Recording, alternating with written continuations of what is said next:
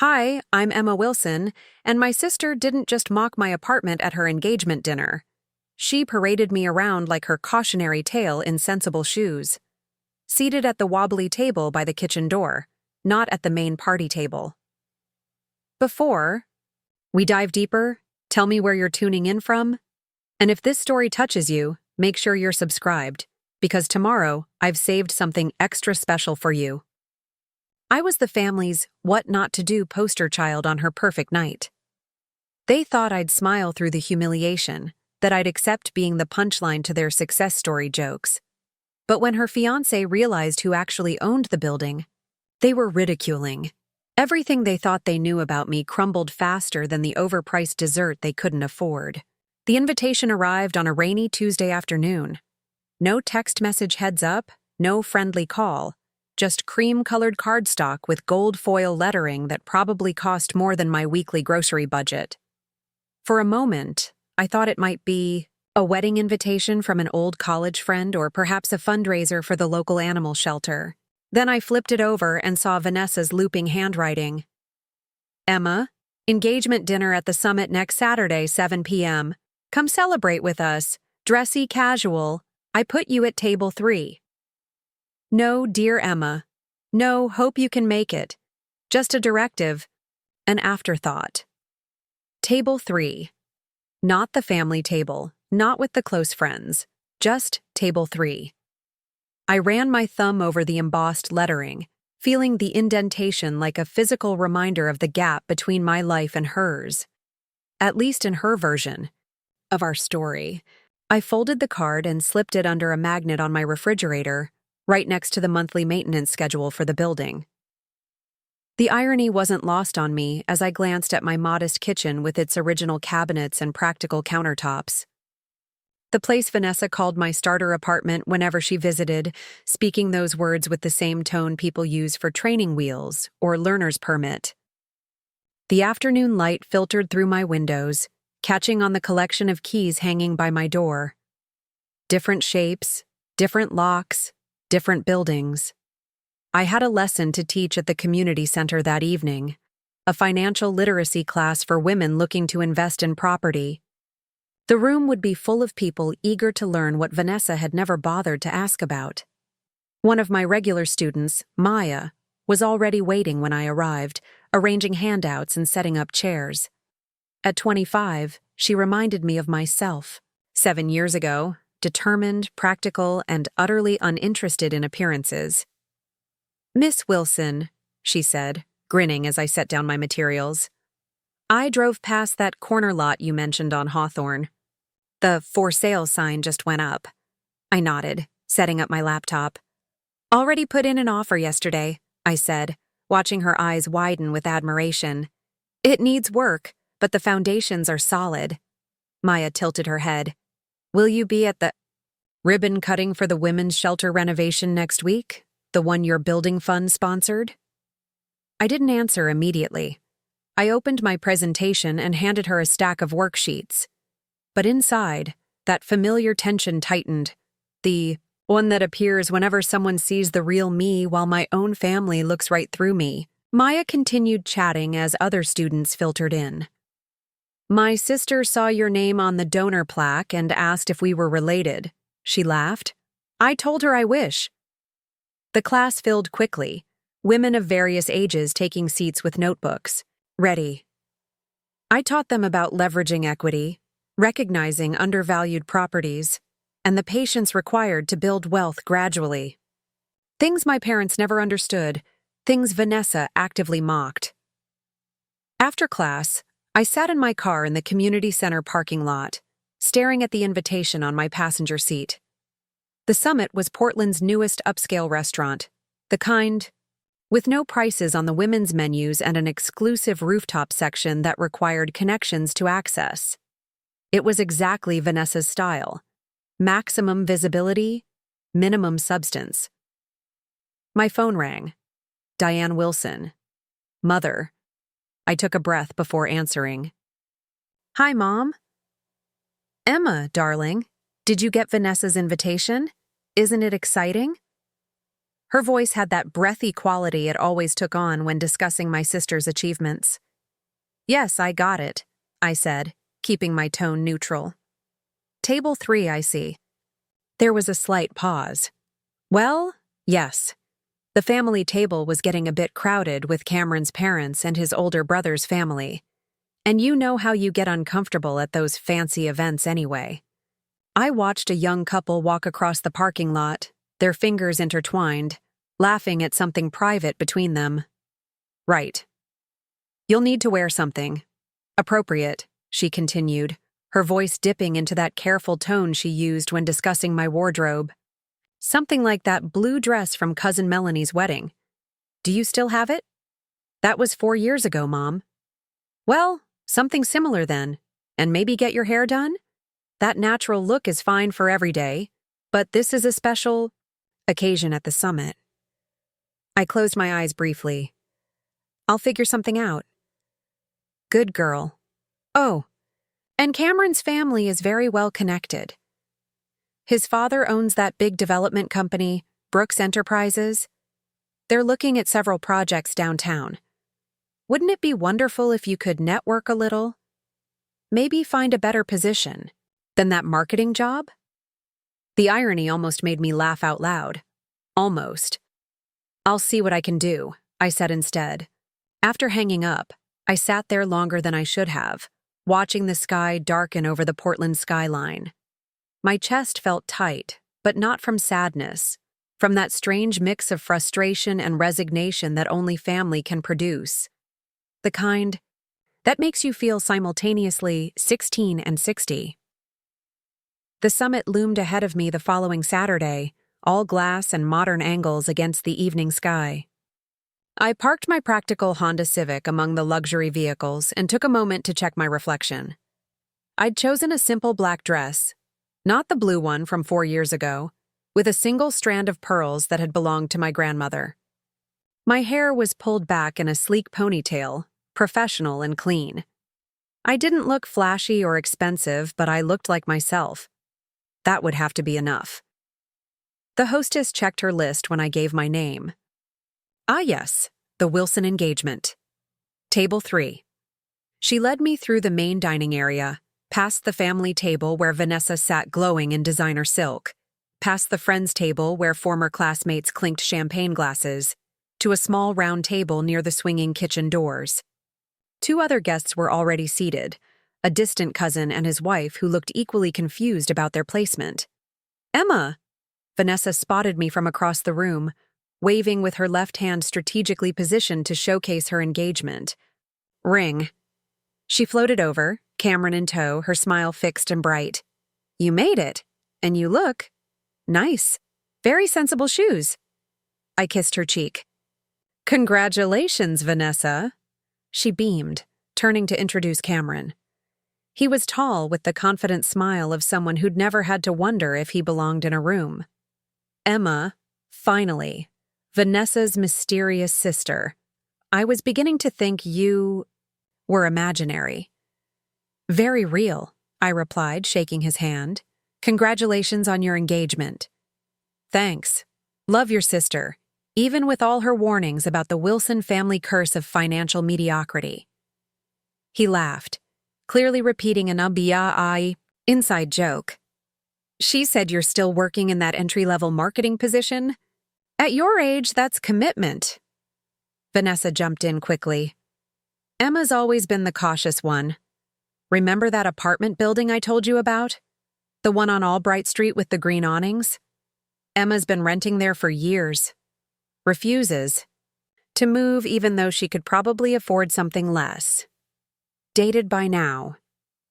Preparing and narrating this story took us a lot of time, so if you are enjoying it, subscribe to our channel. It means a lot to us. Now back to the story. I took a sip of water. I like my building. "It's safe at least," Vanessa conceded, patting my arm. "And you're saving money, which is smart. Not everyone can land a Brooks." She laughed, leaning into Cameron. The conversation drifted to wedding plans, locations in wine country, guest lists with local celebrities, honeymoon options in the Maldives or Santorini. I nodded and smiled at appropriate intervals while watching servers glide between tables with plates that probably cost what my students earned in an hour. Diane appeared beside our table, elegant in navy blue with freshly highlighted hair. Emma, darling, I was just telling Cameron's mother about your little apartment. She's fascinated by how millennials are embracing minimalism these days. Is that what I'm doing? I asked mildly. She patted my shoulder. Of course, dear. Much better than admitting you can't afford better, right? She winked as if we were sharing a joke. I felt something shift inside me, not the familiar resignation, but something steadier, almost like relief. They truly had no idea who I was. The realization was somehow both painful and freeing. The toasts began soon after, starting with Cameron's father raising a crystal flute. To the joining of the Brooks and Wilson families, may this union bring prosperity and joy to all. Vanessa's friends followed with stories of her achievements, the promotion at the marketing firm where we'd both once worked, her fashion sense, her ability to marry up, as one particularly tipsy bridesmaid put it, causing uncomfortable laughter. Then Diane stood, smoothing her dress. As mother of the bride-to-be, I couldn't be prouder of Vanessa. She's always known exactly what she wanted and how to get it. Her gaze drifted briefly to me. Some people wander through life without direction, but not my Vanessa. She's always aimed for the stars. The applause felt like tiny needles against my skin. I remained seated, hands folded in my lap. After dinner, as servers cleared plates, Vanessa circulated between tables, collecting congratulations like souvenirs. She eventually returned to my table, champagne glass dangling between manicured fingers. So, she said, taking the empty seat beside me, what do you think of all this? She gestured around the room with a sweep that encompassed the glittering chandeliers, the panoramic view of Portland, the wealthy guests. It's very you, I replied honestly. She laughed, taking it as a compliment. I know, right? Cameron's family knows everyone who matters in this city. His father practically built half of downtown. She leaned closer, voice dropping. They're looking at buying that old block on Albright next. You know, near your place? Probably tear the whole thing down, put up luxury condos. You might need to find a new apartment soon. I kept my expression neutral. Is that so? Don't worry. I'll help you find something. Maybe not as cheap, but you'll manage. She patted my hand. You always do, in your practical Emma way. Before I could respond, Cameron approached, followed by an older man with silver hair and the same confident posture. Emma, I've been telling my father about you. Dad, this is Vanessa's sister, the one who lives in that old building on Albright. The older Mr. Brooks extended his hand. Richard Brooks, pleasure to meet you. Cameron mentions you're in marketing? I shook his hand. Among other things. We're actually looking at acquiring that block, he continued. Outdated buildings, but prime location. The owner's been stubborn about selling, though. Some local investor who doesn't understand progress. I smiled slightly. Perhaps they see value where others don't. He waved dismissively. Sentimentality has no place in real estate. We've increased our offer 3 times for that main corner, building with the green awnings. The owner won't even meet with us directly, everything through lawyers. It's frustrating. The green awnings, Vanessa interjected. That's Emma's building. Isn't that funny? She'll be displaced by family. Cameron laughed. Well, not by us directly. By whoever this mysterious W.E. Holdings is. I took a sip of water, the ice clinking against the glass. W.E. Holdings. Wilson Enterprises? Richard Brooks frowned. Yes, that's the company. You've heard of them? You could say that, I replied, setting down my glass. I reached into my small clutch and extracted a business card. Simple, elegant, with just my name and contact information. On the back, in small lettering, was the WE Holdings logo. I slid it across the table. Richard picked it up, confusion crossing his features. He flipped it over, then back again. I don't understand. WE Holdings. Wilson. Emma. I own that building. I paused, letting the words settle, along with the other 4 on the block. The silence that followed had texture, almost weight. Vanessa's champagne glass froze halfway to her lips. Cameron's expression shifted from confusion to disbelief. Richard Brooks was the first to recover. You're the owner we've been trying to meet with? The one rejecting our offers? I nodded. Your offers undervalue the community those buildings serve. I'm not interested in luxury condos that will displace 37 families, 12 small businesses, and a community art space.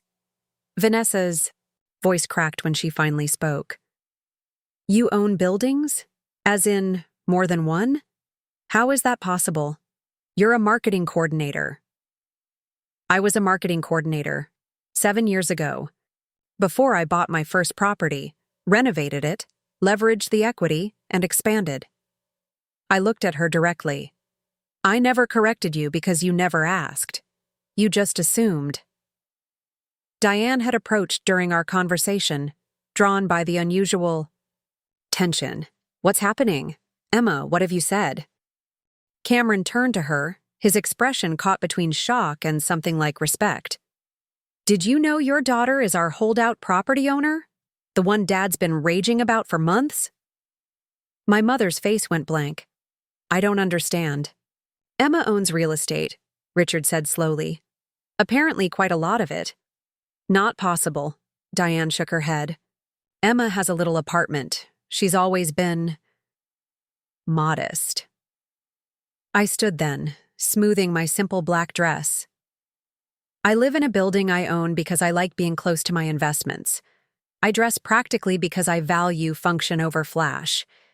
And I sit at table 3 without complaint because family matters to me, even when they see what they expect instead of what's real. The silence stretched again.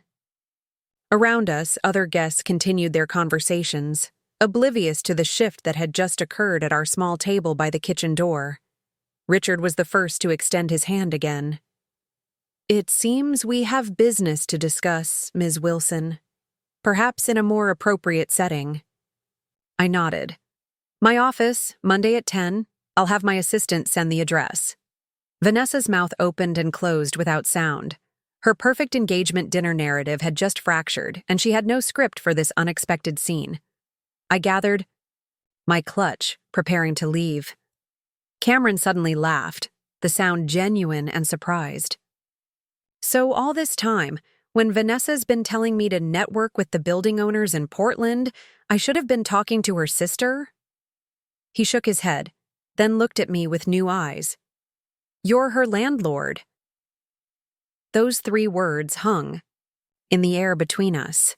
Not sister. Not family disappointment. Landlord. I didn't smile, but I felt something release in my chest, a knot I'd been carrying for years slowly unfurling. Congratulations again on your engagement, I said softly. The dinner was lovely. As I walked toward the exit, I heard hurried footsteps behind me. Vanessa caught up just as I reached the door, her carefully applied makeup slightly smudged at the corners. Why didn't you ever say anything? She asked, her voice small. All these years, I've been treating you like someone who made different choices, I finished for her. Someone less successful by your metrics. You never asked about my choices, Vanessa. You just judged them. She flinched, and for the first time in years, I saw my actual sister instead of the polished persona she presented. I don't even know what you do, she whispered. No, I agreed. You don't. The evening air was cool when I stepped outside. I didn't pull out my keys immediately, just stood there letting the breeze wash over me. Portland's skyline glittered against the night sky, lights in windows where people lived their lives. Some in apartments I owned, some in luxury condos, all with their own private stories that others might never bother to learn. My phone buzzed with a text. It was from Jessie, my business partner, and the only person who truly knew the extent of what I'd built. How'd it go? Survival or revelation? I smiled at the screen. Revelation, accidentally. 3 dots appeared. Then, about time. Coming to the Housing Trust meeting tomorrow? Wouldn't miss it, I replied. I drove home slowly, the city rolling by in streaks of light and shadow. When I pulled up to my building, my first building, I looked at it with fresh eyes. The green awnings were actually quite charming. The brick had character the glass and steel downtown structures lacked. It wasn't flashy or impressive to someone like Vanessa, but it was solid. It had good bones, as we said in the business. Inside, I kicked off my sensible shoes and hung my keys on their hook by the door. 7 different keys for 7 different properties, plus the master for the maintenance closets. The weight of them had become so familiar I barely noticed it anymore. My phone buzzed again. Diane, we need to talk. Dinner tomorrow? I set the phone down without answering. That conversation could wait. Tonight belonged to me, and the quiet victory of finally being seen. Later, as I prepared for bed, I heard a gentle knock at my door. Strange. The building had security, and visitors had to be buzzed in. I approached cautiously and checked the peephole. Vanessa stood in the hallway, still in her engagement dinner dress, though her hair had lost some of its perfect arrangement. I hesitated, then opened the door. How did you get in? I asked. Your maintenance guy recognized me from the photos in your office. She gestured vaguely behind her. You have photos of us in your office? I nodded. Family photos, yes. She looked past me into my apartment, seeing it with new awareness. Can I come in? Just for a minute? I stepped aside. She entered cautiously, like someone entering a museum, afraid to touch anything, suddenly conscious that the space held more significance than she'd previously assigned it. You've lived here the whole time, she said, not quite a question. It was my first purchase, I replied. I renovated the other units first, kept mine modest to reinvest the capital. Her gaze fell on the floor plans spread across my dining table, the property listings marked with sticky notes, the books on real estate law and urban development lining my shelves. You built an entire life I know nothing about, she whispered, while I was judging you for not having one. I didn't. Agree or disagree, the truth was evident in the space around us. She turned to face me fully. I'm sorry, she said, the words sounding foreign on her tongue. For tonight. For a lot of nights. I crossed my arms, not in defensiveness, but simply to hold myself. Steady. Why are you here, Vanessa? I don't know, she admitted. Maybe to see if my sister still exists somewhere beneath the stranger I met tonight. That reached something in me. The part that remembered building blanket forts together as children. The part that still kept her crayon drawings in a box under my bed. I'm still me, I said quietly. I just stopped trying to be the version of me you thought I should be. She nodded slowly, her eyes damp at the corners. I should go. I walked her to the door. Before she left, she paused with her hand on the doorframe. The family table, she said. At the wedding, if you want it. It wasn't an apology, not fully.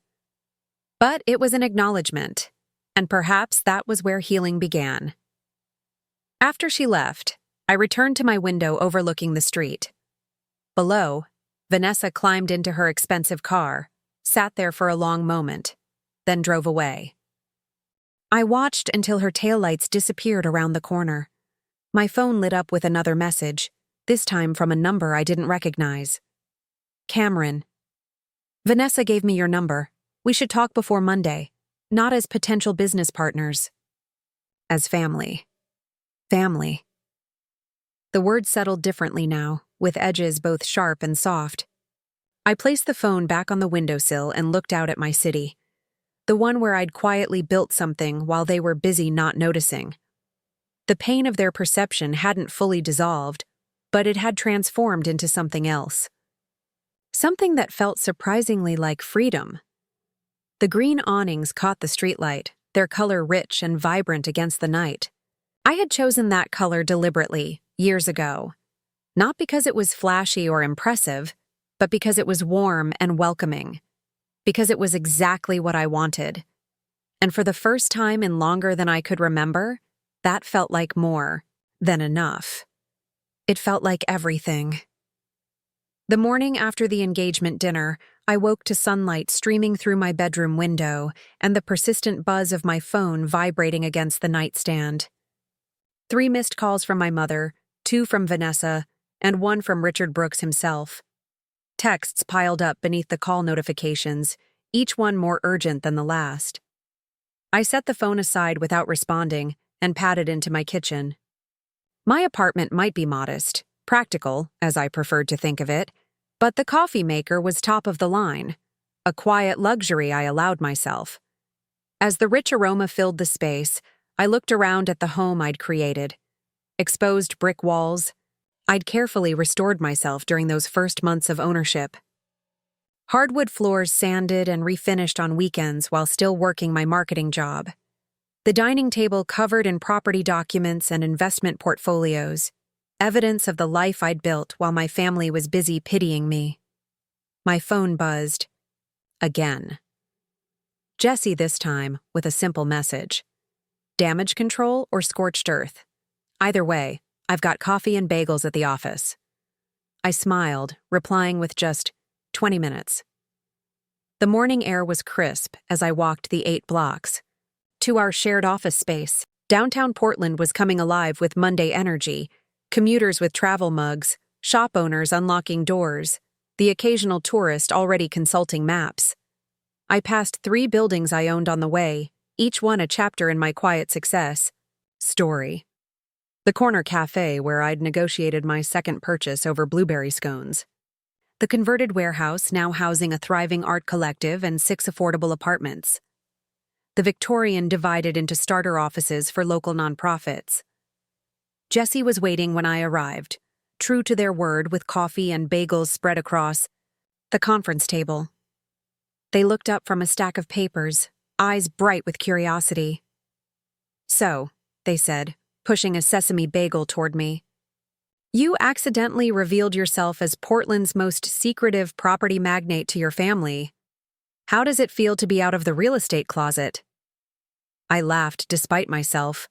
Uncomfortable, liberating. Both, I think. Jessie nodded, understanding, without needing more explanation.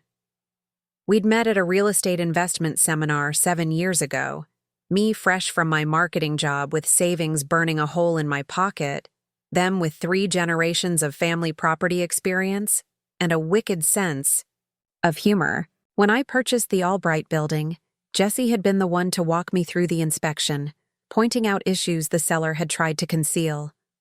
2 years later, we formalized our partnership with WE Holdings, combining my eye for undervalued properties with their renovation expertise. Richard Brooks called the office line this morning, Jessie said, sliding a message slip across the table. Asking for Ms. Wilson, owner of WE Holdings. Not for Emma. Funny how money changes perception, isn't it? I took the slip without comment. Richard's tone at the engagement dinner had shifted from dismissive to respectful the moment he realized who I was. It wasn't respect for me as a person. It was acknowledgement of my position, my holdings, my sudden relevance to his business interests. Your mother called too, Jessie added with a raised eyebrow. I didn't answer. Figured that particular bridge burning was your choice to navigate. I sighed, reaching for my coffee. She wants to have dinner tonight. Are you going? I don't know yet. I opened my laptop, scanning the day's appointments. We have the zoning committee at 11 and the contractor meeting for the Riverside project at 2. Jessie leaned back, studying me. You know you don't have to decide how to handle this right away. Your family has had years to form their opinion of you. You're allowed time to process. I nodded, grateful for the understanding. I'm still trying to figure out how I feel about it all. For so long, their perception of me was frustrating, but also protective, in a way. They never asked about my finances, my ambitions. They just assumed. And that gave me freedom to build all this without expectations or interference. And now? Now they know part of the truth, but they still don't know me. Our conversation was interrupted by the office phone. Jesse glanced at the caller ID and groaned. Vanessa, again. I waved them off. Let it go to voicemail. We have actual work to do. The morning passed in familiar routine, calls with property managers, emails to tenants, a virtual meeting with our attorney about an easement dispute. Work had always been my refuge, the place where I was valued for my competence rather than compared to my sister's sparkle. By late morning, I found myself almost forgetting the previous night's revelation. Then my office door opened without a knock. Vanessa stood in the doorway, looking both out of place and stubbornly determined in her designer dress and impractical heels. Your assistant wouldn't let me in, she said without preamble, so I waited until they went to the bathroom and snuck past. I set down my pen. That's called trespassing, Vanessa. It's called being resourceful. She stepped inside, glancing around at the simple but elegant office. Her gaze lingered on the degrees framed on the wall, my business administration, diploma, real estate certifications, the property management license, things she'd never bothered to ask about. You didn't answer any of my calls. I've been working. She took a seat across from me without being invited. This is all real. Then, you actually own properties, multiple properties. I leaned back in my chair. Yes? And you've just let us all believe you were struggling this whole time? Let Mom worry about whether you could afford health insurance? Let Dad lecture you about retirement planning every Christmas? The accusation in her tone sparked something defensive in me. I never said I was struggling. You all assumed that because I didn't live the way you thought I should. You drive a 10-year-old Honda. It's reliable and paid for. Why would I replace it? She stared at me like I was speaking another language. Because you can afford to. Because normal people with money spend it on nice things. I gestured around the office. I do spend it on things that matter to me. On investments that grow rather than depreciate. On security and independence rather than appearances. Her eyes narrowed. Are you saying my choices don't matter? I'm saying they wouldn't work for me. But I never criticized your choices. Vanessa, you were the one constantly ridiculing mine. She flinched slightly but recovered quickly. We thought we were helping, encouraging you to aim higher. No, I said quietly. You were trying to make me more like you. More like what? Would reflect well on the family. You never once asked what I actually wanted. Vanessa fell silent, her manicured fingers tapping against her purse in an anxious rhythm.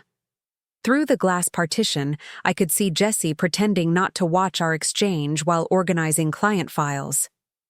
How much do you have? She finally asked, voice lower.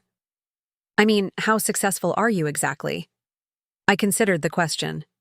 Part of me wanted to lay it all out.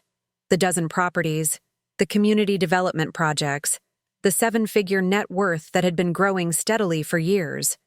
But another part recognized that revealing everything would just shift the dynamics, without actually fixing them. Enough, I said simply. Enough that I never have to worry about making choices to please other people again. She absorbed this, something complicated passing across her features. Mom's heartbroken, you know. She thinks you kept secrets from her deliberately, to punish her.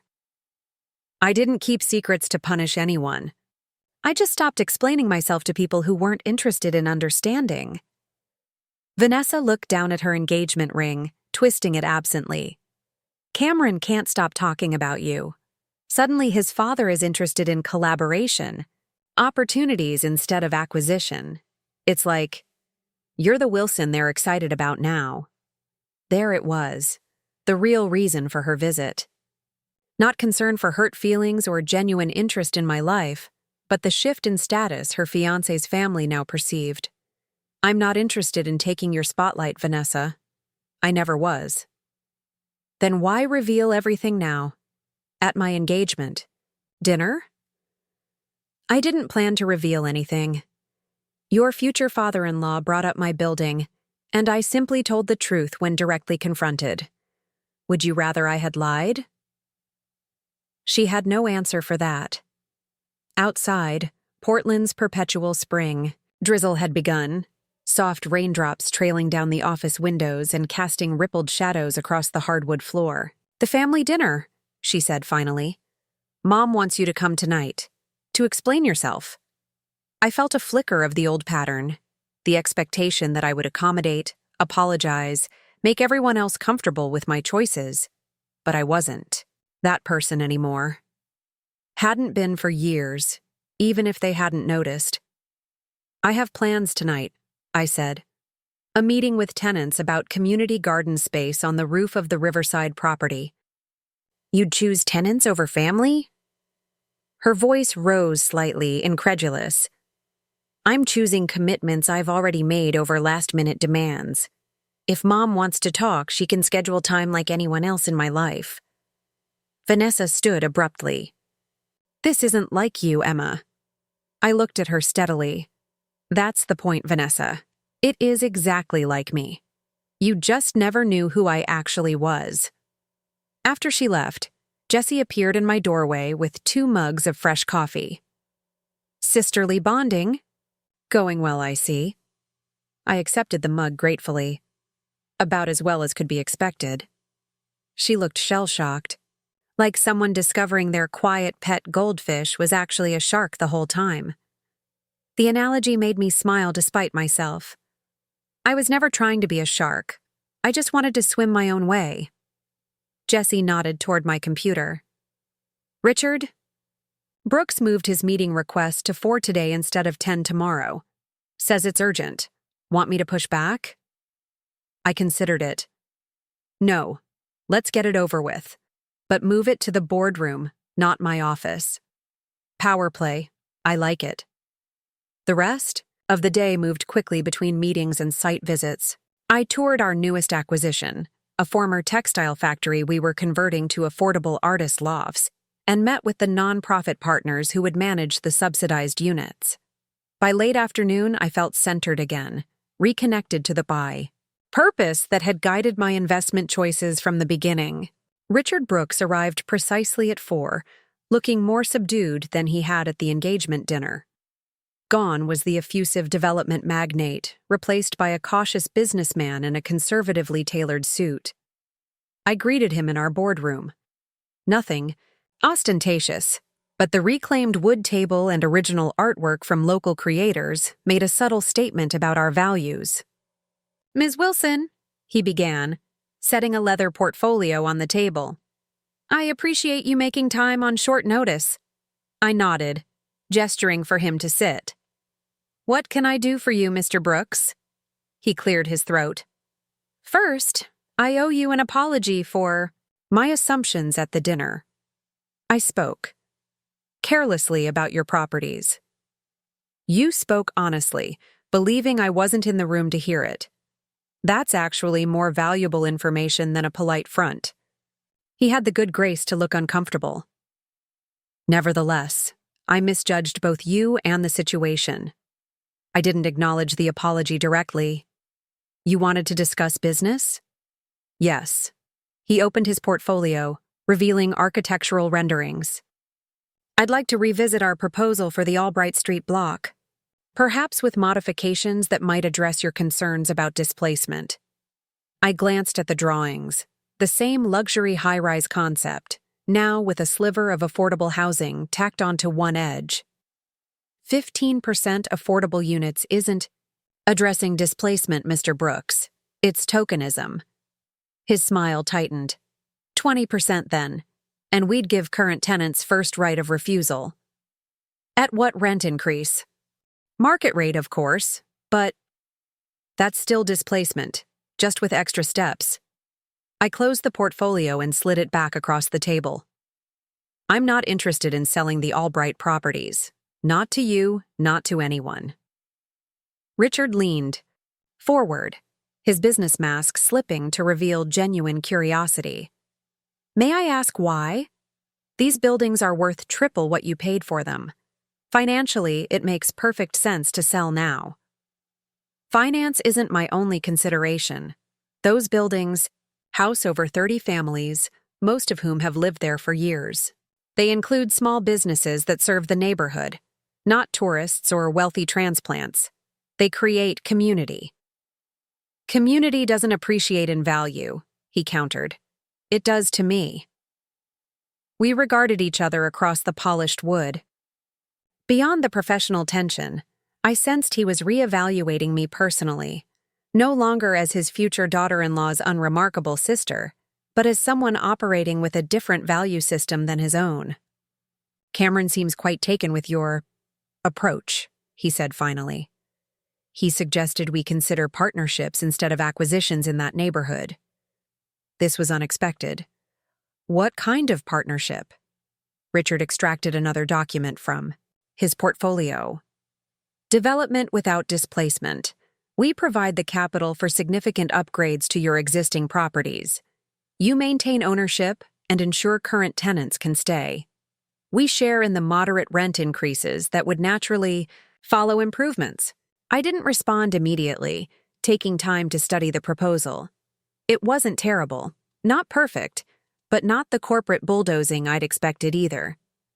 This feels like your son's idea, not yours, I observed. Richard's expression confirmed my suspicion. Cameron has strong opinions about ethical development. Opinions I've historically found impractical but occasionally useful for public relations. And now? He sighed, suddenly looking older. And now, my son is marrying into a family with property holdings I didn't know existed, managed by someone with principles he admires. Family dynamics are shifting. The irony wasn't lost on me. My own family had dismissed my choices for years while Cameron's father was now being forced to consider them.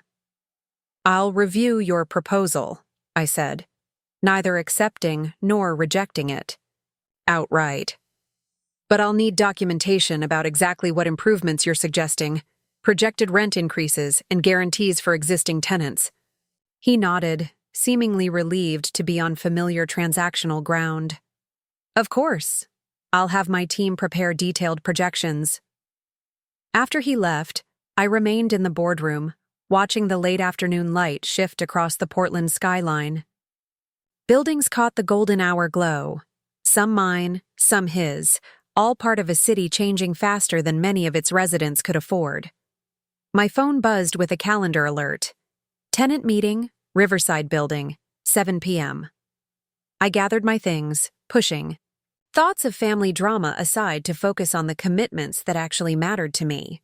The Riverside property was one of my favorites, a converted warehouse with exposed timber beams and massive windows overlooking the Willamette River. We'd maintained its industrial character while creating 28 apartments and ground floor. Commercial space. The residents had formed a tight-knit community, organizing everything from childcare collectives to skill-sharing workshops. I arrived early to help set up chairs in the common room. Maya was already there, arranging a modest refreshment table while chatting with Mrs. Chen, who ran the alterations shop downstairs. Ms. Wilson. Maya brightened when she saw me. I didn't know if you'd make it tonight. I thought after the article. I paused. What article? She looked suddenly uncomfortable. Oh. The one on Portland Business Daily's website. About you and WE Holdings. It went up a couple hours ago. I pulled out my phone and quickly found it. Hidden. Real estate empire. Meet Emma Wilson, the millionaire next door. The feature included quotes from Richard Brooks about potential partnerships and speculation about my net worth. Someone had even dug up a photo of me from a community development award ceremony last year. "Well," I said, setting my phone down, with forced calm. I guess privacy was nice while it lasted. "I'm sorry," Maya offered. "I thought you knew." I shook my head. "Not your fault. Let's focus on the meeting. The garden proposal is more important than gossip." By 7, the common room was filled with residents eager to discuss the rooftop garden plans. I pushed the article from my mind and immersed myself in the practical details of soil depth, water access, and maintenance schedules. These were the conversations that energized me. Collaborative, purposeful, focused on building something lasting. Halfway through the meeting, I noticed a familiar figure slip in through the back door. Diane Wilson, my mother, looking both out of place and determined in her designer slacks and cashmere sweater. She took a seat in the last row, watching silently, as I facilitated discussion among my tenants. I didn't acknowledge her presence, continuing with the agenda as planned. The residents voted on key decisions, signed up for committees, and gradually dispersed as the meeting concluded. Through it all, my mother observed, her expression unreadable. As the last tenants filtered out with promises to finalize the planting schedule next week, she approached. "This is what you do?" she asked quietly. "Run meetings about vegetables?" I began stacking chairs. "Sometimes. I also review financial statements, negotiate with contractors, and make investment decisions. It varies day to day." She reached for a chair, hesitated, then began helping. "Your sister said you wouldn't come to dinner. I had a prior commitment. To these people." She gestured around the now empty room. "Strangers. Tenants," I corrected. "People who live in a building I'm responsible for. And their security and well-being isn't less important than a last-minute dinner summons." Her hand stilled on the chair she was holding. "When did you become so cold, Emma?" The question struck deeper than I expected, piercing through my carefully constructed professional armor. "Setting boundaries isn't coldness, Mom. It's self-preservation. We're your family." "Yes. The same family that spent years treating me like I was failing at life because I wasn't living at your house." She set down the chair with deliberate care. "We worried about you. Is that such a crime? You were so ordinary, content with so little. We wanted more for you." "I had more. I was building more every day. You just never bothered to see it because it didn't look the way you expected success to look." My mother's gaze traveled around the common room, the exposed beams, the community bulletin board covered with flyers for tenant events, the large windows showcasing Portland's glittering night skyline. "You own this entire building?" she asked finally. "Yes, and the one next, door, and 5 others around the city." She nodded slowly, absorbing this information. "Your father would have been proud." The comment caught me off guard. Dad had passed 3 years ago after a swift battle with pancreatic cancer. He'd been the quieter parent, less openly critical than Diane, but still clearly aligned with the family's conventional definition of success. "Dad never knew either," I said. "He could have asked. Any of you could have." "Would you have told us if we had?" The question gave me pause. Would I have revealed my growing success if they'd shown genuine interest rather than assumption and judgment? I wasn't entirely sure. "I don't know," I admitted. "Maybe not at first, but eventually, yes. If the questions had come from curiosity instead of criticism." My mother looked suddenly tired, the kind of bone-deep weariness that makeup and perfect posture couldn't quite conceal.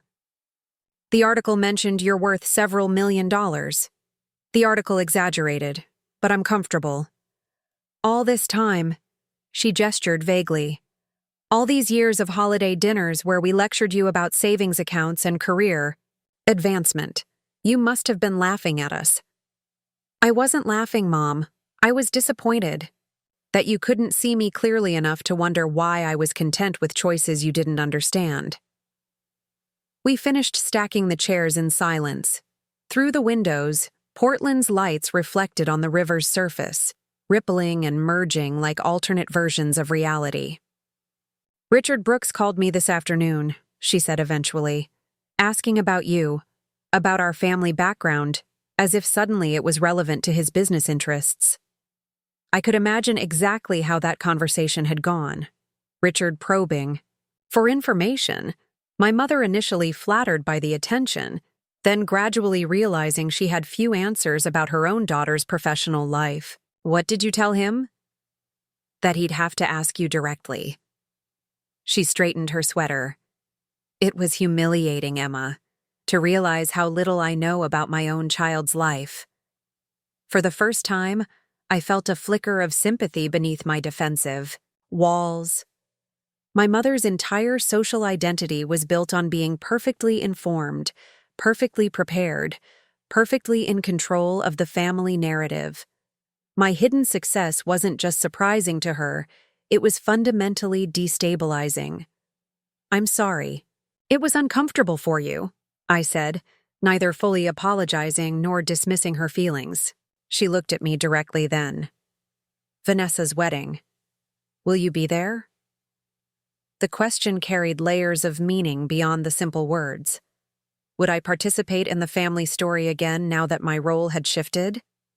Would I use my new leverage to extract apologies or concessions? Would I embarrass them further or help them save face? "I'll be there," I said, "as her sister. Not as a banker or an investor or whatever new box the family might want to put me in now."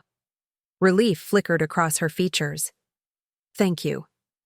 As she turned to leave, she paused at the doorway. "That article, it mentioned something about a women's shelter renovation you funded. Was that true?" I nodded. "The Grace House project. We're reopening next month." "You never said anything about that either. Some things aren't done for recognition, Mom. They're just done because they matter." After she left, I finished closing up the common room alone. The lights of the city winked through the windows, each one representing a life, a story, connections that ran deeper than property lines or bank accounts. My phone buzzed with another text from Jessie.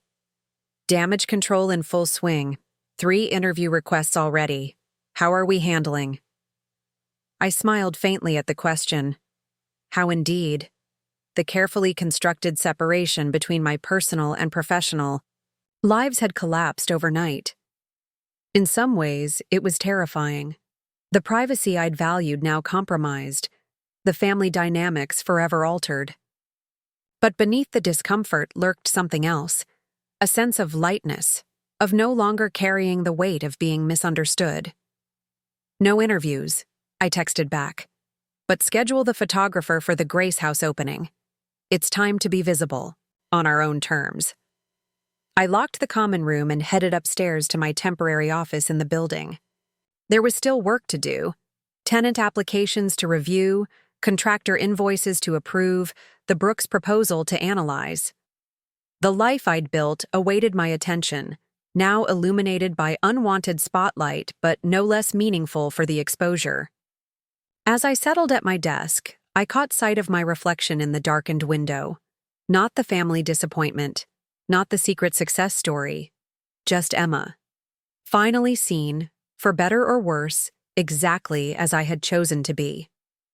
The article in Portland. Business Daily changed everything and nothing simultaneously. By Wednesday morning, 3 days after the engagement dinner revelation, my phone hadn't stopped buzzing with notifications. Old college classmates suddenly remembered my existence. Former colleagues wanted to catch up over coffee. Even my high school economics teacher sent a LinkedIn request with a note about how he always knew I had potential. I ignored most of them, focusing instead on the actual work that had built WE Holdings into what it was. The unseasonable spring rain tapped against my office windows as I reviewed proposals for the Riverside building's commercial space. A local bookstore needed to relocate after their rent tripled downtown. A family-owned bakery was expanding. A nonprofit arts program needed classroom space. All of them represented the kind of community-building tenants I prioritized over maximum profit margins. Jesse appeared in my doorway, coffee in hand. Channel 8 called again. They want you for their Women in Business segment. Still no, I said without looking up. Privacy may be a lost cause, but I'm not interested in becoming Portland's newest human interest story. Fair enough. They settled into the chair across from my desk, though it might help with the Grace House fundraising. I paused, considering. The women's shelter renovation was $50,000 short of completion costs. Media attention could close that gap quickly. Maybe after the Brooks situation resolves, one battle at a time. Jesse nodded toward my computer. Speaking of which, their E-Taiki revised proposal just came through. Want to review it together? We spent the next hour dissecting the document Richard Brooks had sent over. The terms were significantly improved. More protections for existing tenants, more gradual rent increases, more community space. But something about it still felt off, like a beautiful cage constructed with such care, you might forget it was still designed for containment. They're counting on emotional leverage, I concluded, pushing away from my desk. The family connection through Vanessa. The public recognition from the article. They think I'll be more amenable now that I'm not anonymous. Are they wrong? Jesse asked, direct as always. I considered the question honestly. I don't know. A month ago, I would have rejected this outright. Now your worlds are colliding, and you're not sure which rules apply anymore. The observation was uncomfortably accurate. Before the engagement dinner, my decisions were clear. Protect my tenants, build sustainable community, grow thoughtfully. The lines between personal and professional remained distinct. Now everyone from my mother to my sister's future in-laws had opinions about properties they hadn't known I owned a week ago. My phone rang, breaking the moment of reflection. Cameron Brooks. I hesitated, then answered. Emma Wilson. Emma, it's Cameron. I hope I'm not interrupting. His voice sounded different than it had at the engagement dinner, less polished, more tentative. What can I do for you, Cameron? I was hoping we could meet. Not about the proposal, well, not directly. More about context. I frowned, confused. Context? Family context? Business context? Both, I guess. He paused.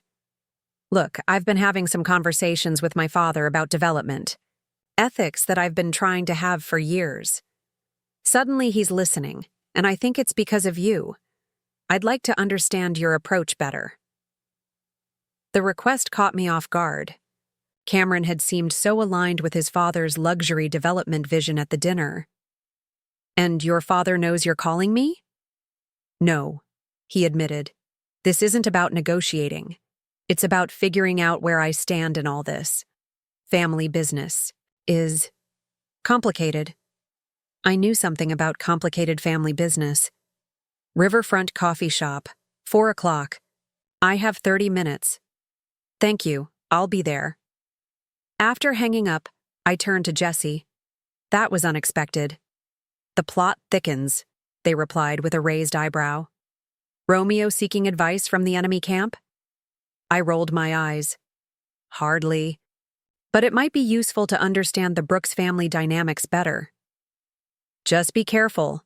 Rich kids with sudden ethical awakenings aren't always as genuine as they first appear. The warning stayed with me as I navigated the rest of my day. A tea, contractor meeting at the Grace House site, a lunch with my property management team, calls with current tenants about maintenance issues.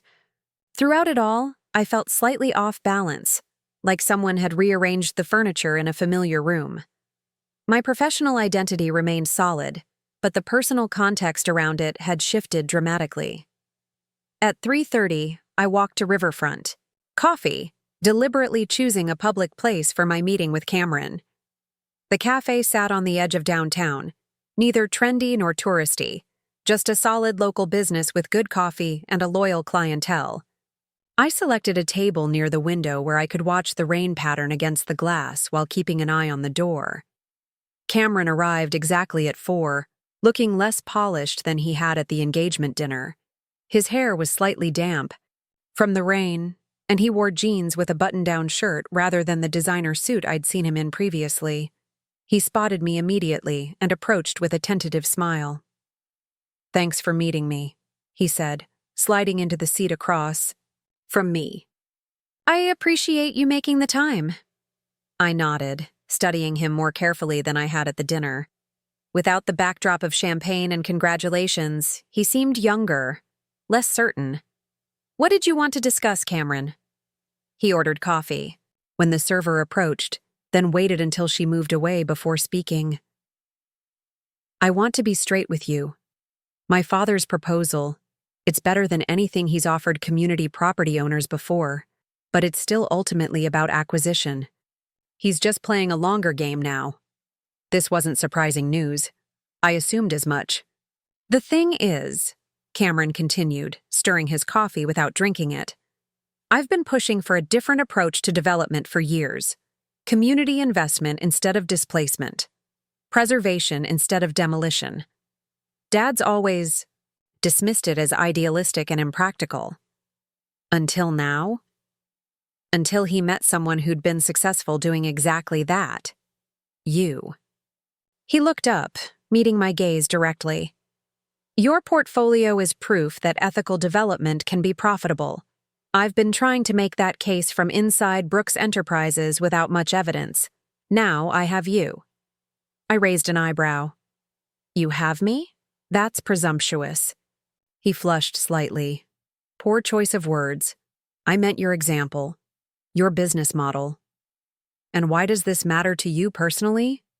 Brooks Enterprises seems to be doing quite well with luxury condos and corporate campuses." Cameron sighed, his expression troubled. "My father built his business converting working-class neighborhoods into upscale developments. When I was growing up, he'd drive me around and point out buildings he'd improved by replacing them with something shinier and more expensive. It took me years to understand what that meant for the people who'd lived there before." He paused, seeming to wrestle with how much to reveal. 3 years ago, I found out that an elderly couple had died by suicide after being forced out of their apartment of 40 years by one of our developments. Dad called it a regrettable but unavoidable aspect of urban renewal.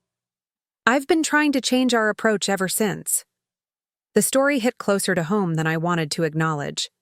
One of my first property purchases had been directly motivated by a similar situation. A historic apartment building where rent hikes had forced out residents who'd lived there for decades. I'd bought it specifically to preserve affordable housing in that neighborhood. "That's a compelling personal narrative," I said carefully. "But I'm still not clear on why you wanted to meet today." Cameron leaned forward, his coffee still untouched. "I'm trying to convince my father to create a community development division within Brooks Enterprises. I want to run it. I need allies who understand both real estate economics and community values to make the case that it's viable." "And you see me as that ally?" "I see you as someone who's already doing what I'm trying to convince my father is possible." I studied him, looking for signs of manipulation or hidden agendas. His expression seemed genuine, his discomfort with his family's business practices real. But I'd spent too many years in real estate to take anyone's stated intentions at face value.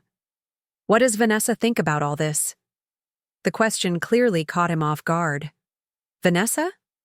"Your fiancé, my sister, the person in the middle of this unusual family business convergence." He shifted in his seat. "She's adjusting. The engagement dinner was a shock for her. Finding out about your business, seeing her family dynamic change overnight. And your sudden interest in ethical development? How does she feel about that?" "She supports me," he said, a touch too quickly. She's always known I had differences with my father about the company's direction. I nodded, not entirely convinced. Your father sent over a revised proposal yesterday. Have you seen it? No, Cameron admitted. But I can guess the approach. Gradual integration, maintaining appearances of tenant protection, while building in mechanisms for eventual conversion to higher-end properties. His assessment matched my own analysis almost exactly, which was interesting. Either he truly understood his father's tactics, or he was putting on an elaborate show to gain my trust. What would you do differently? I asked. I'd start with binding long-term tenant protections. Real ones, not the loophole-filled versions Dad typically offers. I'd preserve at least 60% of existing units as affordable housing permanently, not temporarily. I'd involve the current community in planning for the remaining development. His answer came quickly, as if he'd thought about this many times before. That approach cuts significantly into potential profits, I pointed out. Short-term profits, he countered. Long-term, it builds sustainable communities that support businesses for decades, instead of creating transient luxury hubs that follow market whims. It's also the right thing to do. The conversation continued, diving into specifics of housing policy, development economics, and community engagement models.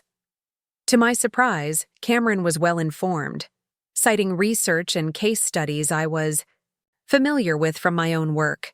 His knowledge seemed genuine rather than recently acquired to impress me.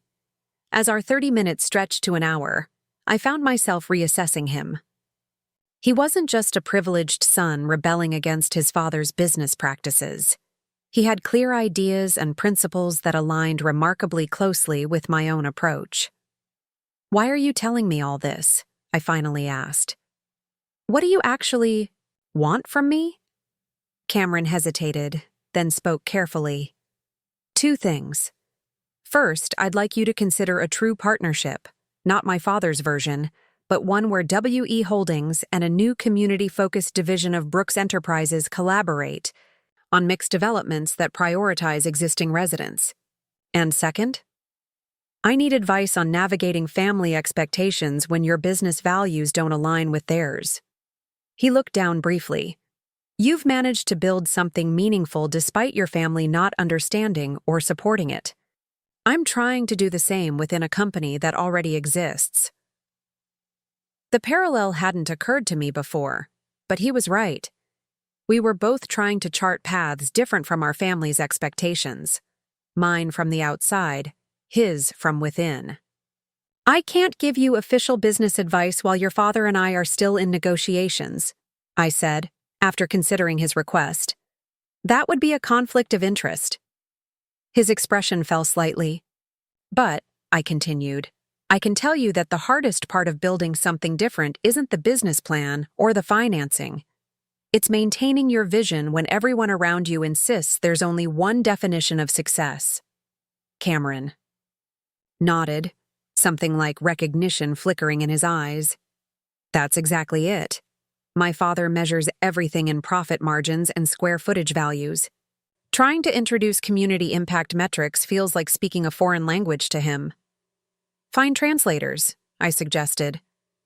People who can speak both languages, the profit-driven one your father understands, and the community-centered one you value. Present projects that succeed on both fronts, rather than trying to convert him to an entirely new value system overnight. Our conversation continued a while longer, shifting into the practical challenges of navigating family business dynamics. When we finally parted, I felt strangely energized by the exchange, not because I trusted Cameron completely, but because it reminded me why I'd chosen my path in the first place. As I walked back to my office through the light rain, my phone buzzed with a text from Vanessa. Are you avoiding me? We need to talk about the wedding, and Cameron, and everything. I didn't respond immediately. The last few days had been a whirlwind of readjustment, and I wasn't sure I had the emotional capacity for another family conversation so soon. But she was right. There were things we needed to discuss. Tomorrow, I texted back. Lunch at Westside Cafe. 1 bar. Back at the office, Jesse was waiting with updates on our ongoing projects and a stack of revised tenant applications for the Riverside building. Work was a welcome distraction from the complicated personal terrain I'd been navigating. "How was coffee with the enemy's son?" they asked as we reviewed contractor bids for the Grace House kitchen renovation. "Surprising," I admitted. "He seems genuinely interested in community-centered development, even has specific ideas about implementation." Jesse looked skeptical. "And you believe him?" "I'm reserving judgment, but his knowledge seems legitimate, not something he could have faked in the few days since he learned about my business." "People are full of surprises lately," Jesse observed. "First your family discovers you're secretly successful, then your future brother-in-law turns out to be a closet ethical developer. What's next? Your mother buying a tiny home and going off the grid?" The absurd image of Diane Wilson in a 400-square-foot tiny house made me laugh for the first time in days. That would truly be the most shocking development of all. We worked until well after 7, the rhythm of real estate paperwork and project planning grounding me in the familiar. As evening settled over Portland, I finally packed up my things and headed out. Instead of going directly home, I found myself driving to the Grace House site. The 3-story Victorian had been abandoned for years before we purchased it, its elegant bones hidden beneath decades of neglect. Now, after months of careful restoration, it was nearly ready to welcome women and children seeking safety and fresh starts. I parked across the street and sat for a moment, watching the last of the construction crew load their tools for the day. The porch light glowed softly against the darkening sky, illuminating the newly restored gingerbread trim and fresh paint. Windows that had once been broken and boarded now gleamed with warmth. The garden, though still mostly dirt, had been carefully planned to include vegetables, flowers, and a small playground. This building, more than any luxury condo or high-rise, represented what I valued in property development. Not just financial return, but transformation with purpose. Respect for history combined with service to present needs. Community created through intentional space. As I watched, a woman emerged onto the porch. Marian Thomas, the director of Grace House. She'd been a fierce advocate for the project from the beginning, bringing decades of experience working with vulnerable populations to the planning process. She spotted my car and waved, gesturing for me to join her. "Emma, I was just thinking about you," she called as I approached the porch. "Come see what arrived today." I followed her inside, where the renovation was nearly complete. Fresh drywall had been painted in soft, welcoming colors. New flooring gleamed under energy-efficient lighting. The kitchen, designed with input from former shelter residents, featured multiple cooking stations to accommodate several families preparing meals simultaneously. Marian led me to the community room, where a delivery of furniture had just arrived. Comfortable sofas, sturdy tables, and chairs arranged in conversational groupings filled the once-empty space. "It's finally feeling like a home," she said, her voice warm with satisfaction. "The women who come here will feel the care that went into creating this space." I ran my hand along the back of a sofa, chosen specifically for its durability and comfort.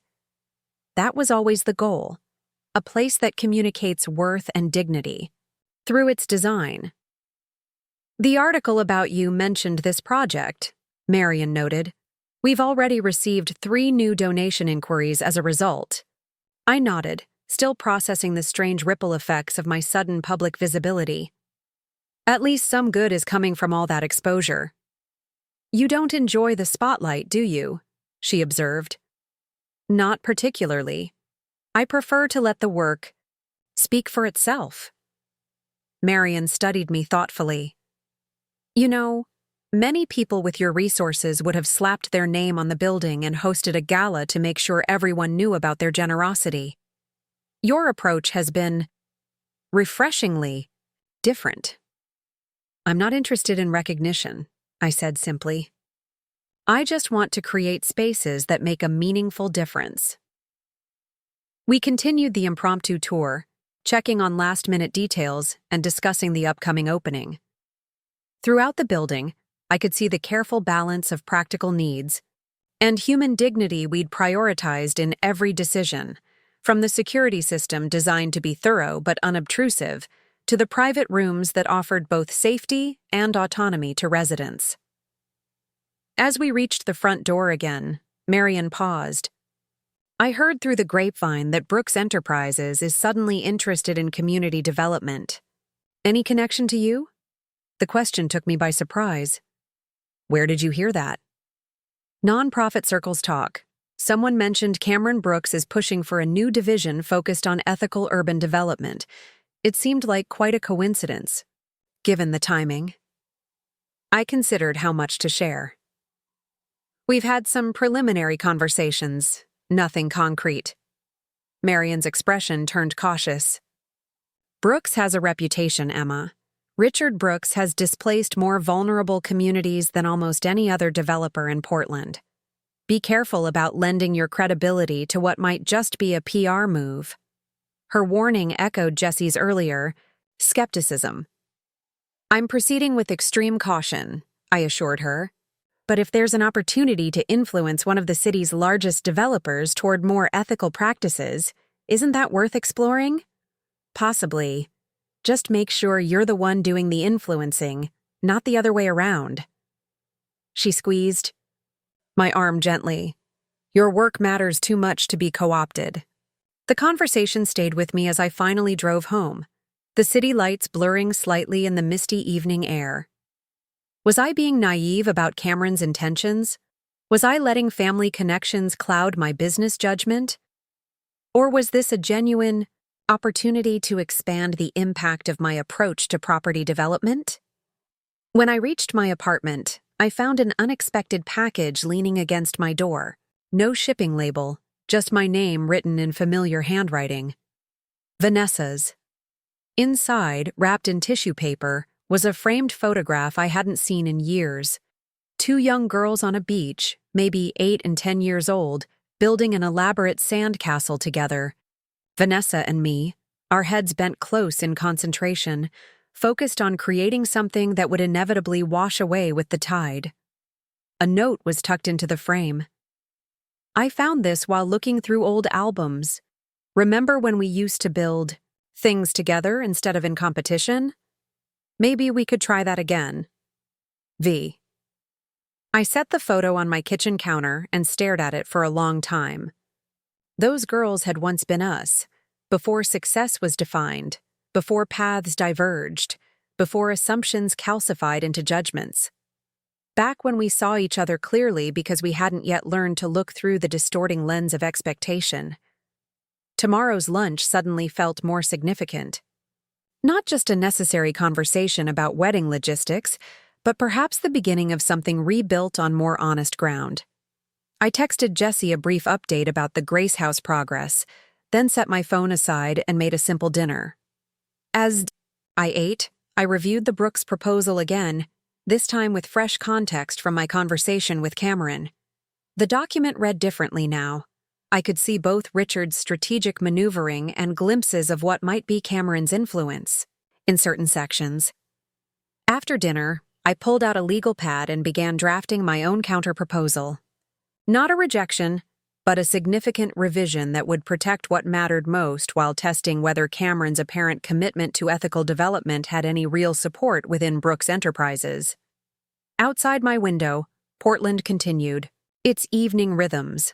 Lights flickering on in windows, people returning home from work, lives intersecting in ways both visible and invisible. Somewhere across town, Vanessa was perhaps planning her wedding.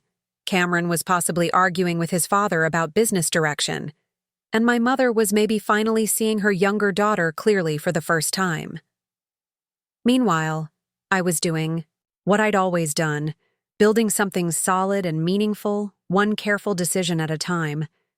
The difference was that now the walls between my private and public selves had crumbled, leaving me exposed but also, unexpectedly, more complete. Westside Cafe hummed with lunchtime energy when I arrived the next day. The restaurant occupied the ground floor of a renovated industrial building, its exposed brick walls and reclaimed wood tables creating a warmth that felt both authentic and intentional. I'd chosen it deliberately for my lunch with Vanessa. Neutral. Territory that represented neither her world of upscale dining nor what she imagined was my world of budget constraints. I spotted her immediately, seated at a corner table near the windows. She'd arrived early, something so uncharacteristic I almost didn't recognize the gesture for what it was. An effort. She wore a casual blouse and jeans rather than her usual designer ensemble, her hair pulled back in a simple ponytail. The photo she'd left at my door stood propped against the water glass across from her, a silent conversation starter. "Hey," I said, sliding into the seat opposite her. "You're early." Vanessa offered a tentative smile. "Thought I'd beat the rush. And I wanted a minute to, I don't know, prepare?" She gestured vaguely around us. "This place is nice. I've never been here." They source all their ingredients locally. The owner used to work at that French place downtown, but wanted to create something more accessible without sacrificing quality. She nodded, studying me with an intensity I wasn't accustomed to from her. "You look different. Not physically, just, I keep seeing you differently now." "I'm the same person I've always been, Vanessa." "That's just it. You are. But I never actually saw that person." She touched the frame of the photo lightly. "I brought this because it reminded me of when things were simpler between us. Before I started seeing you as competition instead of just my sister." The waitress approached, momentarily pausing our conversation as we ordered. When she left, an awkward silence settled between us, the weight of unspoken history and misunderstandings creating an invisible barrier. "So," I finally said, "you wanted to talk about the wedding?" Vanessa straightened, seemingly grateful for the concrete topic. "Yes. Everything's changed since the engagement dinner. Cameron's family is suddenly treating me differently, like I'm part of some important business alliance instead of just their future daughter-in-law. Mom keeps asking questions about you that I can't answer. And the guest list." She trailed off, looking uncomfortable. "What about the guest list?" "People who declined originally are now accepting, because they want to meet you, the mysterious, successful Wilson sister." Her voice held a mixture of confusion and resentment. "My wedding is becoming a networking event for your business connections." I hadn't considered this possibility. "I'm sorry. That wasn't my intention." "I know." She sighed, pushing a strand of hair behind her ear. "That's what makes it so complicated. You didn't do anything to create this situation, not deliberately. You just existed, being successful in ways none of us bothered to notice." Our food arrived, her seasonal salad, my vegetable sandwich, providing another brief reprieve from the intensity of the conversation. I watched as she arranged her napkin, adjusted her silverware, small nervous movements, so unlike her usual confident demeanor. "I was jealous of you growing up," she said suddenly, looking up from her plate. "Did you know that?" The statement was so unexpected, I nearly choked on my water. "Jealous? Of me? That's absurd." "Is it? You always knew exactly who you were, what you wanted. You never seemed to care what anyone thought about your choices." She speared a piece of lettuce with unnecessary force. "I spent my entire life trying to be what everyone expected. The perfect daughter, the social success, the ideal girlfriend, now fiancé. I've been exhausted for years."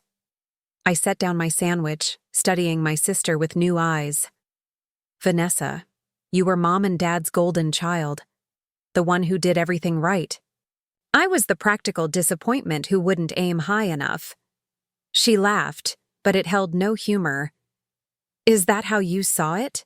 I was the one who couldn't fail, couldn't show weakness, couldn't step out of line. You were the one who got to make your own choices because they'd already decided you were a lost cause anyway. Her words landed like a physical blow, forcing me to reconsider our shared past from an entirely different angle. Had my perceived freedom come at the cost of being dismissed? Had her apparent favor trapped her in a performative role she couldn't escape? I never saw it that way, I admitted quietly. How could you? We were too busy resenting each other to actually talk. She gestured between us. Like now, this is probably the longest real conversation we've had in a decade. She wasn't wrong. Our adult interactions had been largely superficial. Holiday gatherings, obligatory birthday calls, the occasional family dinner where we'd exchange pleasantries without substance. We'd become strangers who shared history but not present reality. So where does that leave us? I asked. With the wedding, with everything. Vanessa pushed her salad around her plate, gathering her thoughts. I still want you there. As my sister. Not as some business connection of Cameron's family. But I need to know if that's even possible anymore. If we can find our way back to something real. The vulnerability in her voice caught me off guard. This wasn't the polished, perfect Vanessa I'd grown accustomed to keeping at arm's length. This was someone more complicated, someone perhaps as lost in our family's expectations as I had been. I'd like to try, I said honestly. But it can't go back to how it was. I won't shrink myself or my accomplishments to make others comfortable. Anymore? She nodded slowly. That's fair. I wouldn't want you to. She hesitated, then added, Cameron's changed since meeting you, you know. He's always had these idealistic notions about ethical development, but now he's actually standing up to his father about them, using you as an example of success without exploitation. The confirmation of what Cameron had told me was interesting. And how do you feel about that? Conflicted, she admitted. Part of me is proud of him for fighting for what he believes in. Another part is terrified that he's risking his position in the family business right before our wedding. And some small petty part is jealous of his admiration for me? I finished when she trailed off. She flushed slightly. Is that horrible? It's human. I took a sip of water, choosing my next words carefully. For what it's worth, Cameron talks about you with genuine love. This isn't about replacing you or diminishing your relationship. It's about him finding someone who validates a part of himself his family has always dismissed. I understand something about that. Relief softened her features. Thank you for saying that, and for meeting with him yesterday. You knew about that? He told me. No secrets. She smiled faintly. That's one thing we've always been good at. Honest communication. Maybe the only thing my endless pursuit of perfection actually got right. We continued our lunch, the conversation gradually shifting to more practical matters, her upcoming dress fitting, the venue details, family dynamics to navigate at the rehearsal dinner.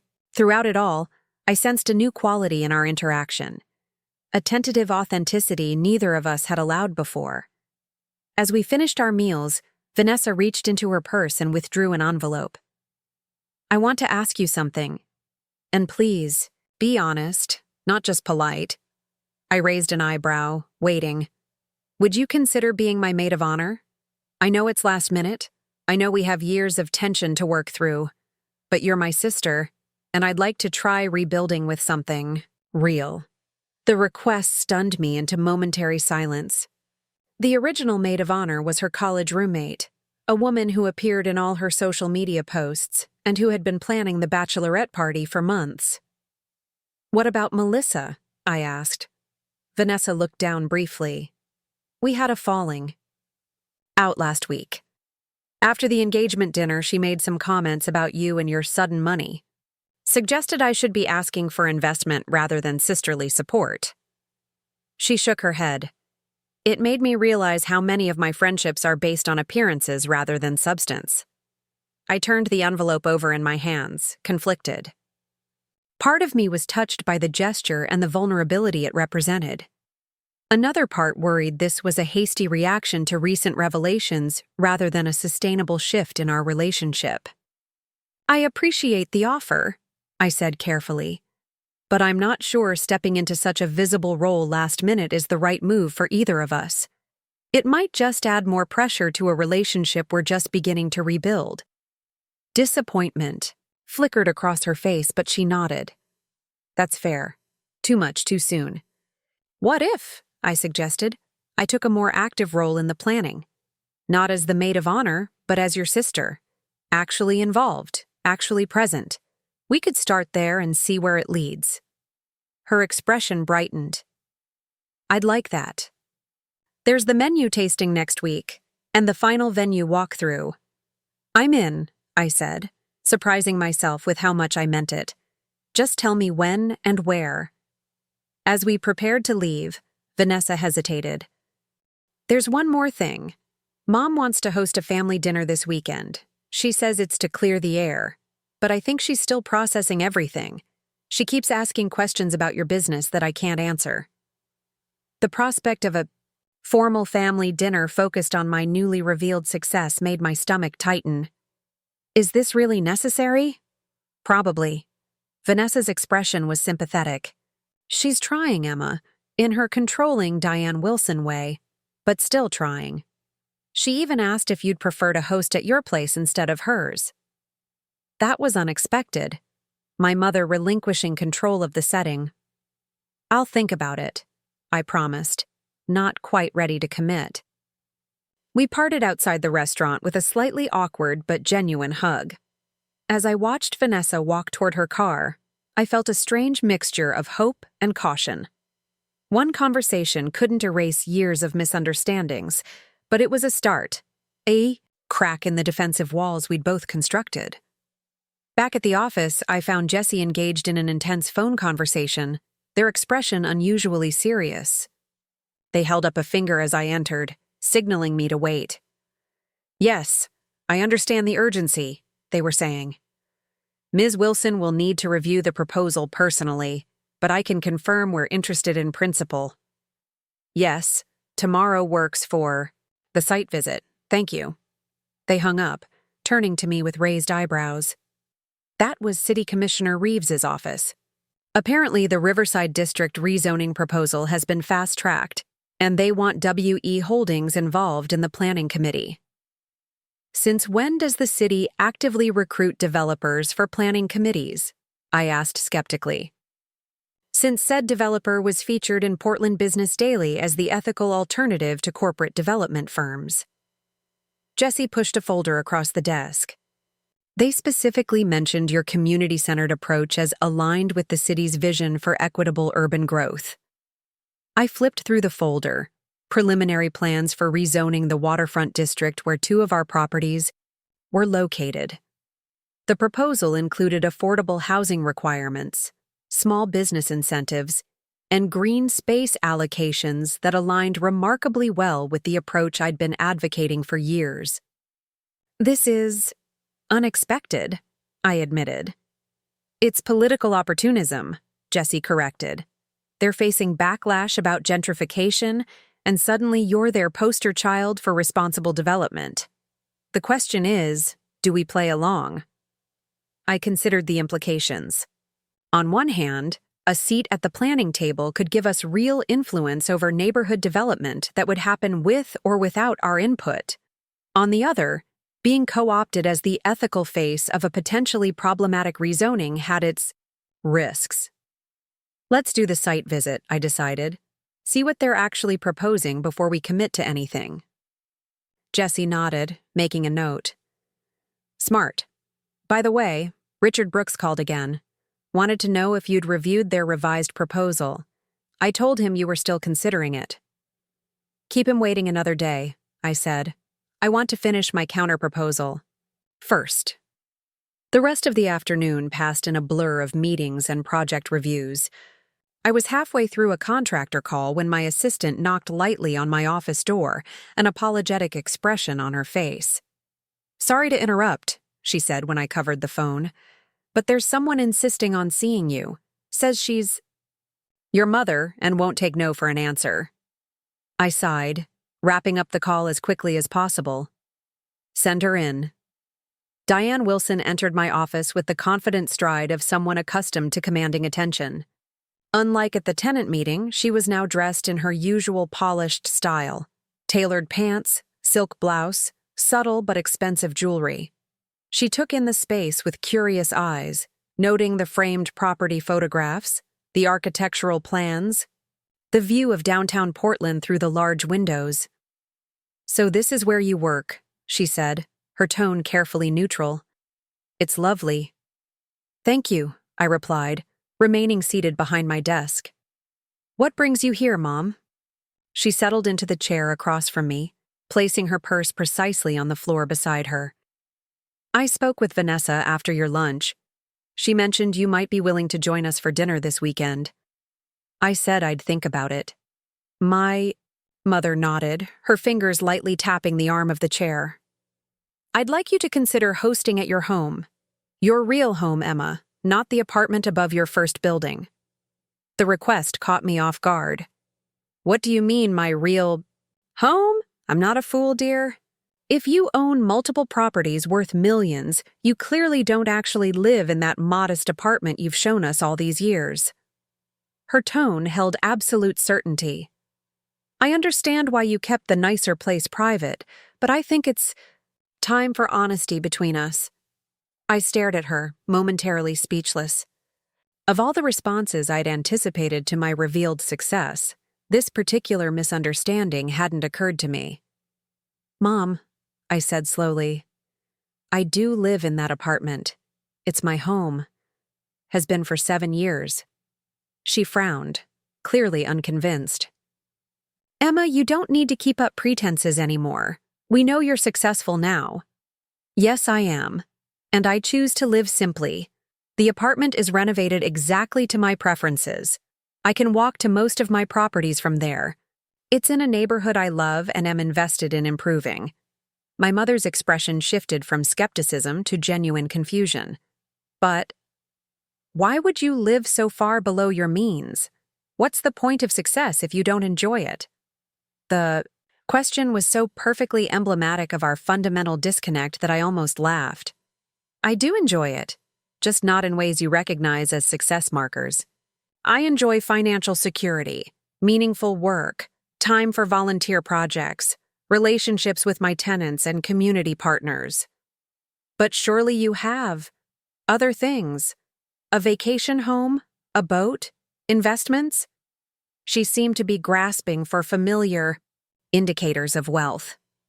"I have 18 properties that provide housing for over 200 people, many of whom would otherwise be priced out of their neighborhoods. I have a women's shelter renovation completing next month. I have a community garden project breaking ground next spring."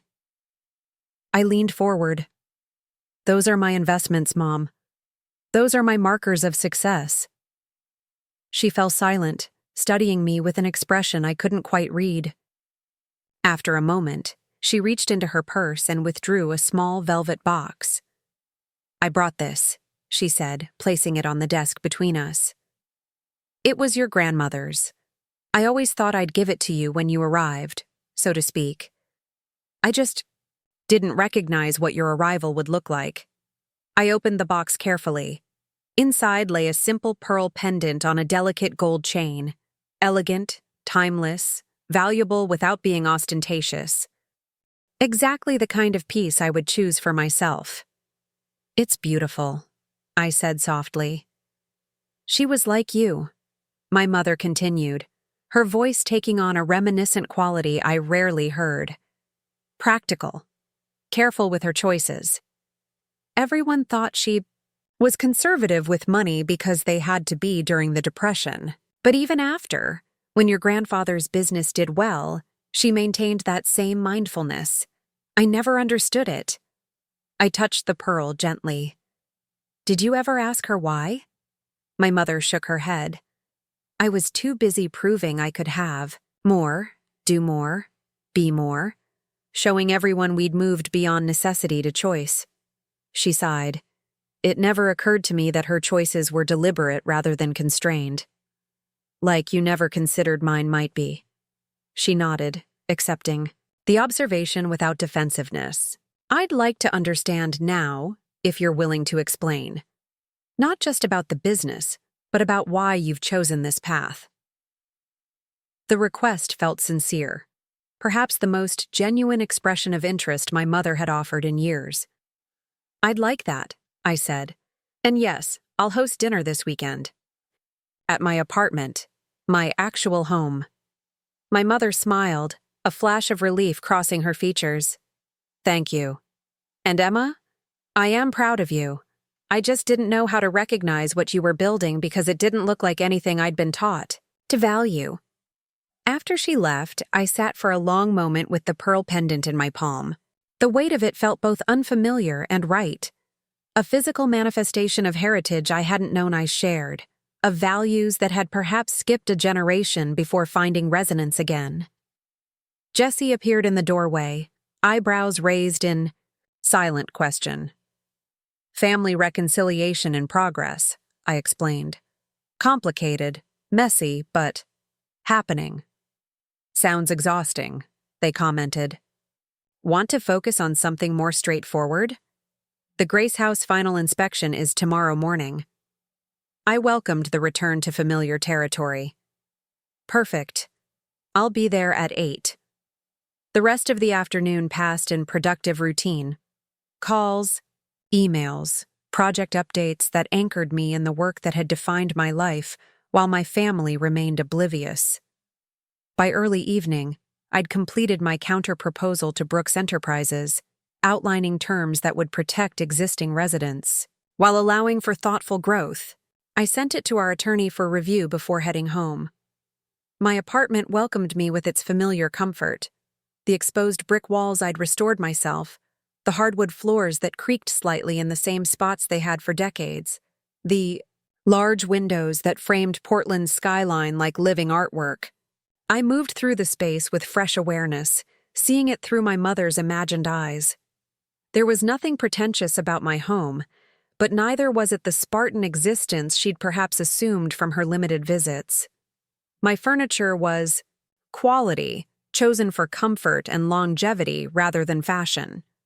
My kitchen was well equipped because I enjoyed cooking. My bookshelves overflowed with volumes on architecture, urban planning, and property law, interspersed with fiction and philosophy. The decor reflected what I valued. Photographs of my buildings at various stages of renovation, artwork from local creators who rented my commercial spaces, a hand-woven blanket made by Mrs. Chen from the alterations shop. Nothing was for show. Everything was for purpose or genuine pleasure. As I prepared a simple dinner, my phone rang. Cameron Brooks again. Emma, he began without preamble when I answered. My father's calling an emergency strategy meeting tomorrow about your counterproposal. How did you get it so fast? Our legal team is still reviewing it. I haven't sent it yet, I replied, confused. It's with my attorney for final review. No one at Brooks Enterprises has seen it. Silence filled the line. That's concerning, because my father has what he claims is your proposal, and he's using it to argue that partnership with WE Holdings is impossible. What exactly does this mysterious proposal say? I asked, mind racing through possibilities. It demands 100% affordable housing guarantees, prohibitive community oversight committees, and financing structures that would make any development financially unviable. Cameron's voice was tense. It reads like a deliberate poison pill, terms so extreme they're designed to be rejected. That's not my proposal. Someone's creating a straw man to undermine any potential collaboration. The question is who, Cameron said, and why. The possibilities were troubling. Either someone at Brooks Enterprises was sabotaging Cameron's community development initiative, or someone connected to my business was intervening for their own purposes. I'll send you my actual draft, I decided. Not officially, just between us. Compare it to what your father received and we'll go from there.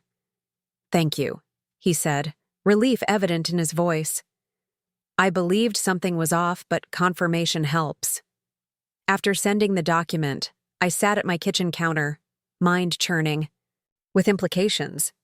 The revelation of my business success had created more complicated ripples than I'd anticipated, not just in my family dynamics, but in the broader business community where I'd operated quietly for years. My phone buzzed with a text from Jesse. Contractor final walkthrough confirmed for 8 a.m. at Grace House, city inspector at 9. Also, got a strange call asking about our relationship with Brooks. Didn't give any info, but heads up, someone's digging. The warning only deepened my unease. After years of working effectively behind the scenes, I was suddenly visible. A target for both alliance and opposition. The privacy that had protected my business decisions was evaporating, exposing vulnerabilities I hadn't needed to consider before. I moved to my living room windows, gazing out at the city I'd invested in so carefully over the years. Lights twinkled in buildings I owned and ones I didn't, lives intersecting in complex patterns of community and commerce. Somewhere out there, someone was deliberately attempting to derail a potential partnership that could shift Portland's development patterns toward greater equity. The question wasn't just who or why, but how to respond. Did I retreat to my previous privacy, limiting my visibility and potential influence? Or did I step fully into this new, more public role, using the attention to advocate more directly for the development values I'd quietly implemented for years?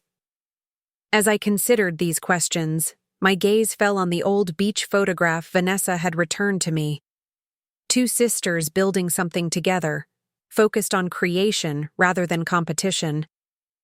Perhaps there was a middle path that honored both my natural inclination toward privacy and the platform I now unexpectedly possessed. I picked up my phone and texted Cameron. Meet me at Grace House tomorrow, 10 a.m. after the inspection. Bring architectural plans for the Albright district. Time to build something different. His response came quickly. I'll be there. Whatever was happening behind the scenes at Brooks Enterprises, whatever complicated family dynamics still needed resolution, the work itself remained constant. Creating spaces where people could thrive, communities could strengthen, value could be measured in more than just profit margins. Tomorrow would bring its challenges, but tonight I felt strangely centered. The pearl pendant lay on my counter where I'd placed it, catching the soft lamplight with quiet elegance.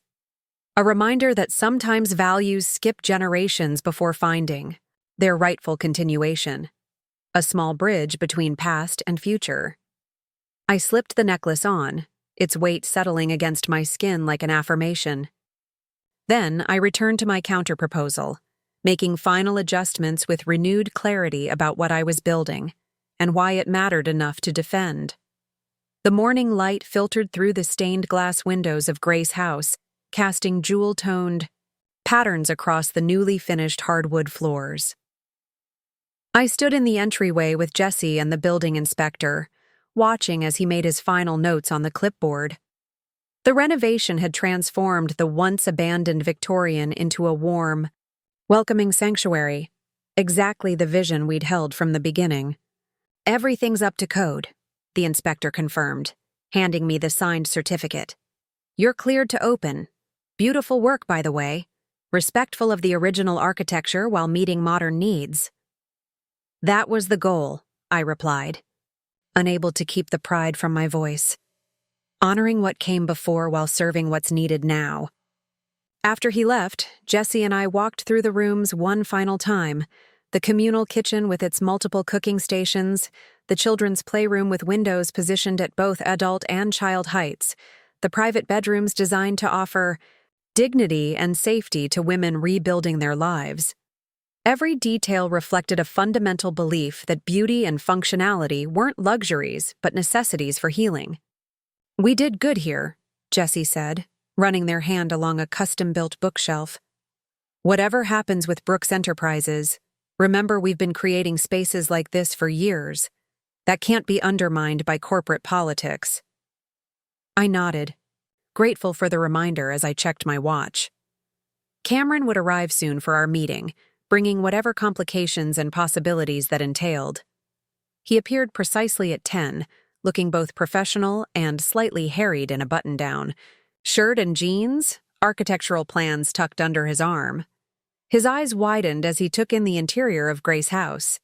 "This is incredible," he said, turning slowly to absorb the details. The proportions, the light, the flow between spaces. It feels both grand and intimate simultaneously. "That's the point," I explained, leading him toward the community room, where we could spread out his plans. Dignity doesn't have to mean intimidation. Practical doesn't have to mean institutional. We settled at a large table by windows overlooking the garden. Cameron unrolled blueprints for the Albright district, his vision, not his father's.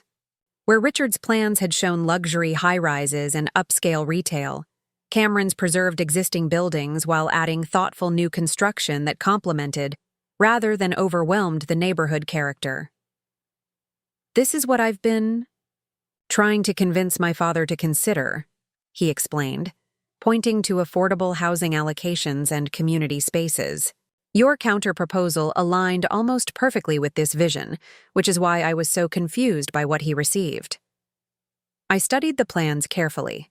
They were genuine, detailed, clearly developed over months rather than hastily created for show. Someone's deliberately trying to prevent any partnership between our companies. The question is, who benefits from maintaining the status quo? As if summoned by the question, the community room door opened. Richard Brooks stood in the doorway, his expression a complicated mixture of anger and resignation. "I should have known," he said, eyes moving from Cameron to me and back again. "Emergency meeting at the office, and here you are instead, plotting behind my back." Cameron straightened. "Not plotting, Dad. Problem solving. Someone sent you a fake counterproposal from Emma to sabotage any potential collaboration. We're trying to figure out who and why." Richard's scowl deepened as he stepped fully into the room. "And you immediately assumed it was me." "Wasn't it?" Cameron challenged. "You've opposed my community development division from the beginning. You dismissed Emma until you realized she had leverage you needed." I raised a hand, interrupting what looked like a familiar argument. "Mr. Brooks, regardless of who created the false proposal, we're here now, in a building that represents exactly the kind of development approach Cameron and I both believe in. Before we discuss blame, I'd like you to actually see what we're talking about." Richard looked ready to refuse, but something, curiosity or perhaps simple professional courtesy, made him nod curtly. I led both men through Grace House, explaining the philosophy behind each design choice, the financial model that made it viable, the community partnerships that would sustain it long-term. As we walked, Richard's expression gradually shifted, from skeptical to thoughtful. He asked unexpected questions about material choices, maintenance costs, tenant selection processes. By the time we reached the rooftop garden with its panoramic view of Portland, he was engaged in the details rather than dismissive of the concept. "This is impressive," he admitted reluctantly. "Beautiful craftsmanship, thoughtful planning. But it's one building, not scalable development." "Actually," I countered, "WE Holdings has renovated 7 properties using variations of this model. Each is profitable while maintaining affordability and community benefit. It's absolutely scalable with the right priorities." "And considerable financial sacrifice," Richard argued. "Our investors expect certain returns." Cameron stepped forward. "That's why I've been pushing for a separate division with different investor expectations clearly stated up front. People who want both social and financial returns, not maximum profit at any cost." Richard turned to his son with an expression I couldn't quite read. "You really believe in this, don't you? It's not just rebellion or idealism." "I believe in it enough to risk my position in the company," Cameron said steadily. "Enough to partner with Emma against your wishes if necessary. But I'd rather build Something with your support. The moment stretched between them, years of business philosophy and family dynamics condensed into a silent standoff. Finally, Richard sighed. The false proposal came from Harrington, he said. Our VP of Acquisitions. He admitted it this morning when confronted. Said anything that prevented a Wilson-Brooks alliance was worth doing. Why would he care that much? I asked. Because your combined approach threatens his entire business model. Richard's tone was matter of fact. If developers start prioritizing community benefit and tenant retention over maximum profit extraction, his aggressive acquisition tactics become obsolete. The admission was more revealing than perhaps Richard intended, an acknowledgement that what Cameron and I proposed represented a genuine challenge to business as usual, not just idealistic window dressing. So where does that leave us? Cameron asked. Richard looked out over the Portland skyline, his expression contemplative. With a choice, fight against changing market values and community demands, or adapt and perhaps lead. He turned to me. Your actual counterproposal. I'd like to see it. It's in your email, I said. Sent last night after we discovered the false version. He nodded, then extended his hand. We should discuss it properly. All three of us, as potential partners rather than opponents. The gesture was both business and personal, a tentative bridge not just between companies but between father and son. As we shook hands, I thought of my own family dinner scheduled for the weekend, of Vanessa's wedding plans, of my mother's pearl pendant now resting against my collarbone. Family and business intertwined in unexpected ways, creating complications, but also possibilities. 2 weeks later, I stood in the back of the Grace House opening ceremony, watching as women and children toured what would now be their temporary home. Marion moved among them, explaining programs and resources with warmth and professionalism. Nearby, Cameron and Vanessa spoke with city officials, both dressed casually elegant and genuinely engaged in the conversations. My mother appeared at my side, surprising me with her presence. This is quite something, she said, taking in the restored building with appreciative eyes. You've created something beautiful here. Thank you for coming, I replied. I know. Charity openings aren't usually your scene. She smiled faintly. I'm learning to appreciate new scenes, new definitions of success. She nodded toward the Brooks family across the room. The partnership announcement made the Business Journal. Ethical Development Coalition forms between former competitors. Quite the headline. It's just a beginning, I cautioned. One project, one neighborhood. Richard hasn't had a complete, philosophical conversion. But it's movement, she observed. Change happens in increments, not revolutions, in families as well as businesses. Her words echoed my own thoughts, the gradual shift in our family dynamics mirroring the careful rebuilding of Grace House itself, preservation of what was valuable, renovation of what needed changing, patience with the process. As the event continued around us, I allowed myself a moment of quiet satisfaction. Not because everything was resolved, there would still be difficult negotiations with Brooks Enterprises, complicated holidays with my family, moments when old patterns threatened to reassert themselves. But because for perhaps the first time, I was fully visible in all aspects of my life. No more compartmentalization, no more being underestimated, no more hiding my achievements to keep peace. The freedom in that visibility was worth whatever.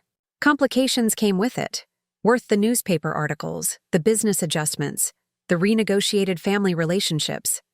Worth standing exactly as I was, not as a cautionary tale or a surprising success story, but simply as Emma Wilson, building something meaningful, one careful decision at a time.